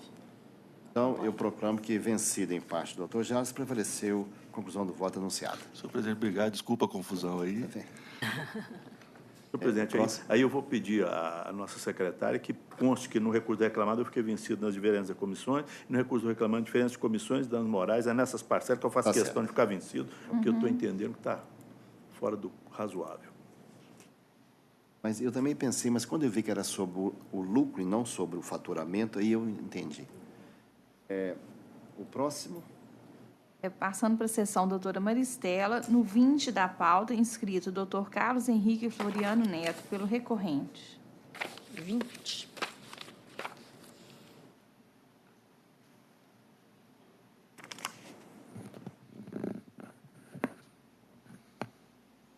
Vou ter que entrar de novo, deixa eu ver. 20. Está aqui. Eu estou conhecendo o recurso interposto pelo reclamado, mérito, nego-lhe provimento. Reclamado? Não. Ele está pelo recorrido, né? Pelo recorrente. Pelo recorrente? É porque o recorrente é reclamado. Eu tenho a palavra, então, doutor. Um bom dia aqui aos nobres desembargadores, aos colegas que sobraram, advogados, aos serventuários, ao ilustre representante do MP. Bom, não obstante ao voto sugerido pela doutora relatora, restou bem comprovado aqui nos autos, e aí a prova testemunhal, de que estão ausentes os requisitos que ensejam o vínculo empregatício. A gente pode se remeter ao ID número 66C820E, da testemunha Sandro. Esse destaca, e aqui a gente fala de um contrato de obra, de execução de obra certa e determinada, ou seja, um pedreiro, para poder fazer uma obra em uma residência. A testemunha Sandra, ela afirma que, por diversas vezes, ela viu a obra parada por algumas semanas. O que, de certo, confirma aí as alegações do reclamado, de que o reclamante ele viajava constantemente para João Pinheiro para poder ver a família. Outra testemunha, e aí do ID 66C820E também, a testemunha Geisiane, ela declara que o reclamante prestou serviço para ela na residência dela, durante aí meados de maio e junho de 2017, exatamente no período aí que o reclamante ele afirma que estava prestando serviços para o reclamado. Então, aí acho que não fica dúvida com relação à habitualidade. Então, percebe-se aí que ele não ficava, o serviço não era habitual, como ele alegou na sua inicial. Outro ponto importante, a douta juíza Primeva, ela afirma que, olha, está presente o requisito de subordinação, porque o reclamado ele deu uma ordem para o reclamante de fazer uma obra exatamente na residência da testemunha Geisiane. Não. Sugeriu, indicou. Percebe-se que a própria testemunha fala que o reclamado ele indicou. A gente indica serviços de pedreiro por confiança. Olha, sugiro que você que contrate o fulano de tal para poder exercer a obra na sua casa porque é de confiança, o serviço é bom. Pela prestação de serviço, não por ordem. Eu não indico falando, vai lá e faça a obra na casa de fulano. Outra questão que ficou bastante aqui, claro, que aí é um contrato verbal de empreitada, é que o pagamento foi realizado mensalmente. Não. Eu acho que isso aqui é do cotidiano da gente, quando a gente contrata um pedreiro ou um serviço de empreitada, que é pagar por serviço. Porque nós estamos cansados de saber que se a gente paga o valor total, o serviço não anda. Então, olha, você vai receber por semana pelo serviço que foi prestado. Fez, concluiu? Está aqui o pagamento. Concluiu a próxima? Está aqui o pagamento. Então, não houve pagamento mensal. Então, percebe-se aí que não houve um pagamento mensal, não houve subordinação e não houve qualquer habitualidade, porque por diversas vezes ele não estava no serviço. Então, excelências, no que tange essa parte de vínculo empregatício, então, estou pugnando aqui pelo afastamento para poder reformar a sentença primeira e julgar improcedente esse pedido. Mas caso aí Vossa Excelência entendam pela manutenção do vínculo empregatício, no que tange o pagamento, a remuneração, na decisão foi declarada o valor de R$ 4.200. Em nenhum momento teve a comprovação desse valor. Ao contrário disso, a decisão primeira foi baseada no seguinte, olha, ele recebia X da testemunha Geisiane, e com base no X que ele recebia lá, é que o reclamado vai pagar. Não, não é. Excelências, foi informado aqui que o valor em média que ele recebia pelo serviço prestado na residência do reclamado era de R$ 860, ou seja, um montante aí de R$ 3.440, e é em cima disso que tem que ser baseada a remuneração. Não em cima de 4.200, que foi o que ele recebeu em média pelo serviço prestado na residência da testemunha. Então, nesse ponto também tem que ser revisto. Outro ponto específico aqui, que fala da rescisão indireta. Não há o que se falar em rescisão indireta, e sim um abandono de serviço sem qualquer motivação. Está lá, na norma do artigo 488, a linha I da CLT. Simplesmente deixou de ir. Então, não há o que se falar aí também em rescisão indireta. Eu acho que sem muita delonga nesse assunto. No que tange aí a indenização pelo abalo moral, excelências, houve a degravação, e aí no ID AB 237-DE, que claramente o reclamante ele vira e fala que é o seguinte, olha, o abalo moral aí, possivelmente, o filho do reclamado, que teria supostamente cuspido num copo de água, não passou de uma mera brincadeira. Está na degravação. E outra coisa, foi o filho do reclamado. O filho tinha 18 anos. Ele é responsável pelos atos. E não tem que ser responsabilizado o reclamado, não. Foge a razoabilidade, a proporcionalidade. Quem teria que ser responsável era o filho. Não houve nenhum ato lesivo, ato atentatório à dignidade ou qualquer abalo moral praticado pelo reclamado, em momento algum. Então, excelências, com essas considerações, é que estou pugnando aqui pela reforma integral da sentença, para que seja julgado improcedente todos os pedidos da reclamação, para poder afastar o vínculo e, se for mantido, para poder julgar improcedente os demais pedidos. Obrigado. Presidente relator. Bom, considerando que o reclamado admitiu a prestação de serviço como empreiteiro, a prova recaiu sobre ele. Não foi juntado contrato de empreitada.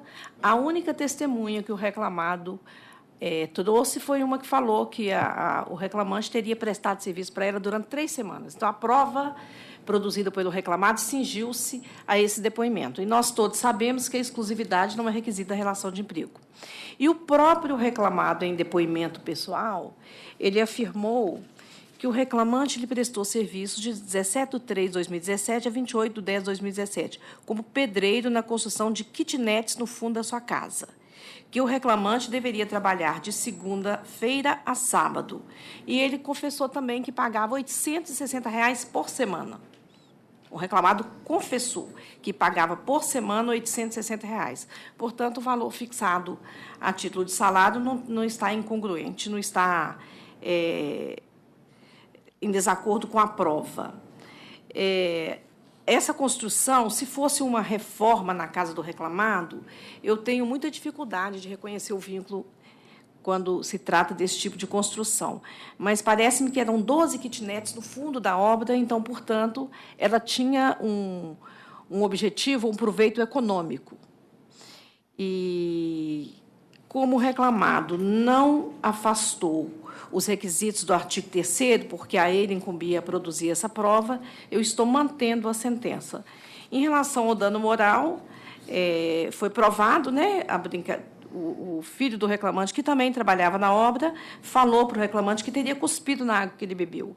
E o juiz fixou a indenização módica de R$ 2.000. E, em relação à rescisão indireta, eu estou confirmando a sentença e mantenho, portanto, senhor presidente, a minha proposta de voto. Relembrando que o ônus da prova estava a cargo do reclamado e que dele não se desincumbiu. Pois não. Seu voto é eminente relator, doutor Antônio. Eu estou acompanhando o voto como proposto, presidente. Estou acompanhando, e aqui eu acho interessante o seguinte: precisa até louvar a atitude desse reclamado pela confissão que ele fez, que no Brasil nem é muito usual, que devia ser. Quando ele fala aqui, prestou serviço 17 de março a 28/10, como pedreiro, pagava por semana de segunda a sábado. Então, não tem dúvida que a confissão dele é explícita. E ele ainda confessou que o filho dele cuspiu na água, que havia cuspido por brincadeira. Então, louvando a atitude do reclamado, porque ele declarou em juízo a verdade, eu não vejo outro desfecho possível diante do que foi da prova colhida. A confissão supera qualquer outra indicação de outras provas. Então, só pela ordem, só para poder fazer um adendo, aí na palavra da doutora relatora, exatamente esse foi o pedido do recurso, falando o seguinte: para poder ser reconhecido em cima do 860 e não de 4.200. Então, que se somar os 860 vezes 4, dá exatamente o valor de 3.440, e não de 4.200 reais. Esclarecida a matéria de fato. Sim. Eu, de minha parte, vou manter, porque a testemunha que ele levou pela empresa falou que pagava 140 e ele era um tipo mestre de obra, pedreiro. Esse é o salário de mercado mesmo. Então, eu estou mantendo a eminente relatora. Também mantenho. Então, essa é a conclusão. Fica, então, confirmado o voto à unanimidade. O próximo. Agora, na sessão da doutora Maristela, no 17 da pauta, inscrito doutor Alexandre Espinho Oliveira, pelo recorrente reclamante.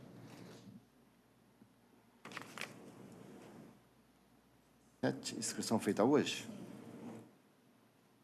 Só para ouvir ou para sustentar mesmo? Para sustentar, excelência.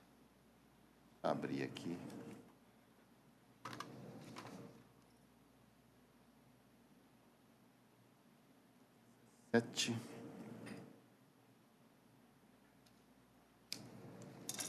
Cláudio Henrique Castro Informática, é isso?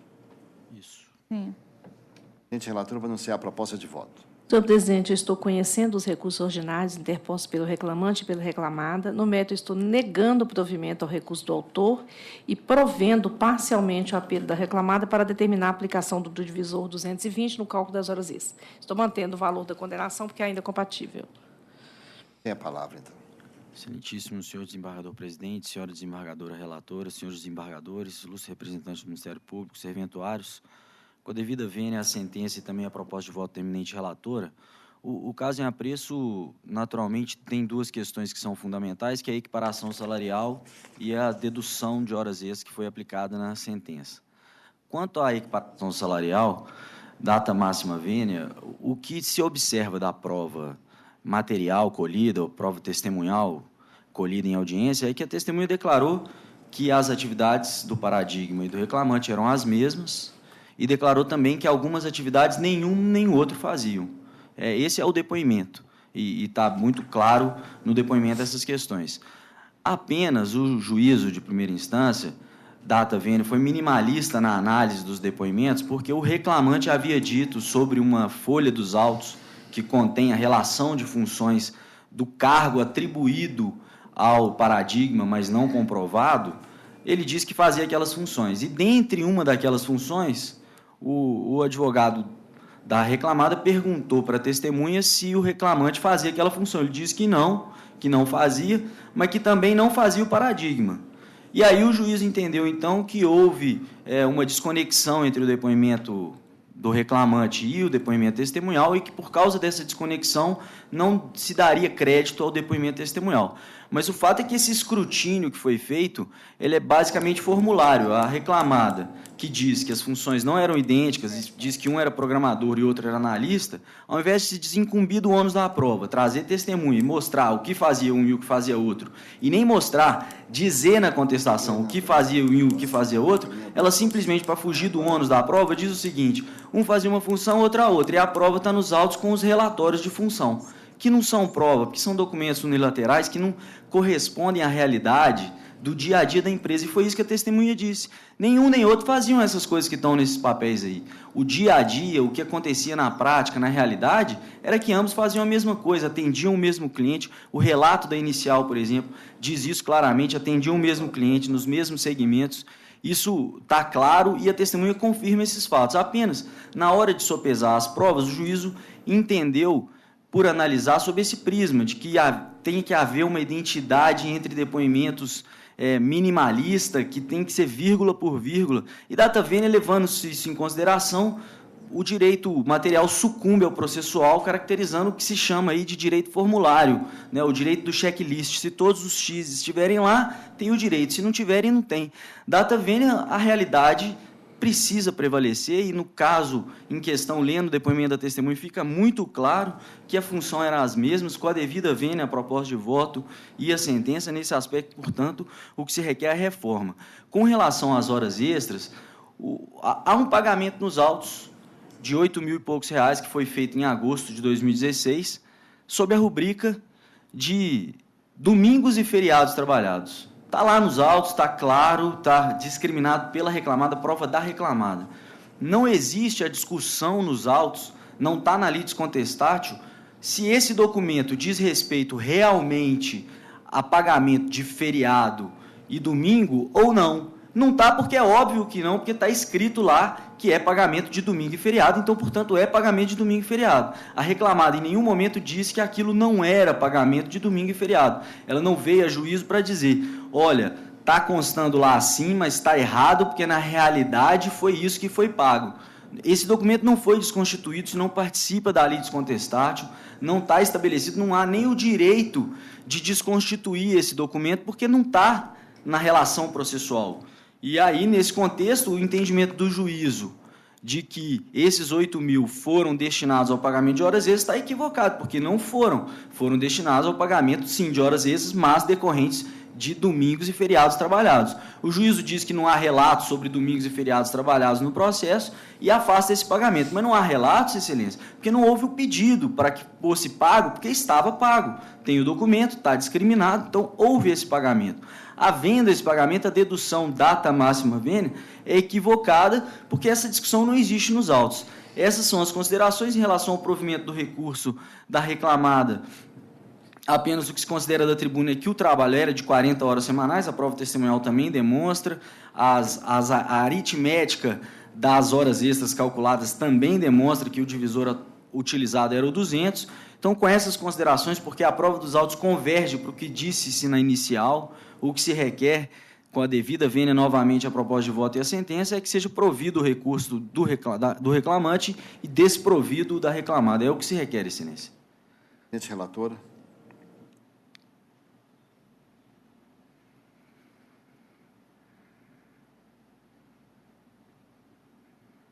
Bom, em relação à equiparação salarial, o reclamante confessou que foi exibido para ele o documento de folha 189 e ele confirma que são as funções do cargo de programador sênior. E, à vista do documento de folha 128, o reclamante confirma que são essas funções do analista, mas que também exercia as mesmas funções. E o depoimento da testemunha foi bastante contraditório, porque, no final do depoimento, ela fala: à vista do documento de folha 128, não lembra de o reclamante exercendo nenhuma dessas funções, tais como elaborar modelagem do banco de dados e diagramar as unidades de desenvolvimento, conforme padrões estabelecidos. Então, ao mesmo tempo que ela fala que o reclamante desenvolvia as mesmas atividades do modelo, ela fala que não se lembra dele desenvolvendo as funções descritas no documento de folha 128. O que fragiliza o seu depoimento e contraria, inclusive, o depoimento do autor. Como foi uma testemunha única, eu entendo que a prova foi frágil para justificar a pretendida equiparação salarial. Com relação aos domingos, eu tive um pouco de dúvida, mas...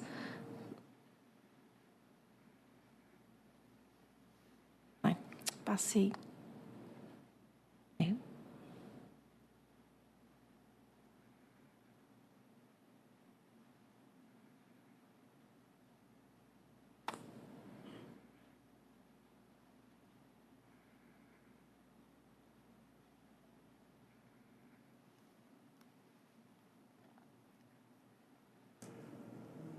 Gente, mas onde é que está isso?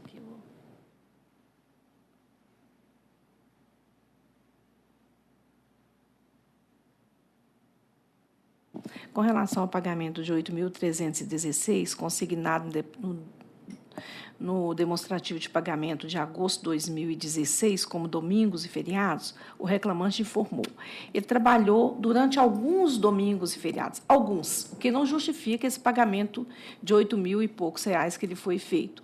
E, embora não fosse permitido registrar seu ponto, houve pagamento no mês de agosto, como indicado no contra-cheque. E a empresa, ela alegou em defesa que são inverídicas as alegações do reclamante que trabalhou os domingos e feriados, sem um respectivo registro. Então, eu entendo que esse valor pago está muito alto para a quitação de alguns domingos e feriados pagos pelo autor. Por conta disso, eu estou mantendo a sentença que determinou a compensação desses valores, até porque o reclamante, em momento nenhum, na inicial, ele afirmou que trabalhou domingos e feriados. Então, estou mantendo também nesse ponto, senhor presidente, e mantenho a minha proposta de voto. Doutor Antônio? Estou de acordo com o voto lançado, inclusive com relação ao abatimento do valor que ele contesta aí, mas isso aí é pagamento. Pagamento tem que abater realmente, sob pena de consagrar o enriquecimento sem causa. Acuso o recebimento memorial em que ele reitera as suas razões e fala na compensação. Estou acompanhando a relatora conforme o voto proposto. Também estou acompanhando o depoimento de uma única testemunha. Ela mesma falou que o Paradigma trabalha lá há muito tempo, ele trabalhava numa empresa remanescente há 20 anos, certamente com... Tanto que, quando perguntado, ele falou: ele não sabe dizer a diferença de cargo de programador sênior e analista sênior, mas acredita que não havia diferença. Então, o depoimento não suscitou segurança. Nós que já colhemos depoimento muitas vezes, todos nós quatro aqui em audiência, a gente sabe como avaliar essa prova. Eu estou inteiramente de acordo e proclamo que, por unanimidade, prevaleceu o voto proferido pela eminente relatora. Próximo. Bom dia, obrigado. Senhor. Bom dia. Então, aquele intervalo habitual, a gente prosseguir. Sem nenhuma divergência sobre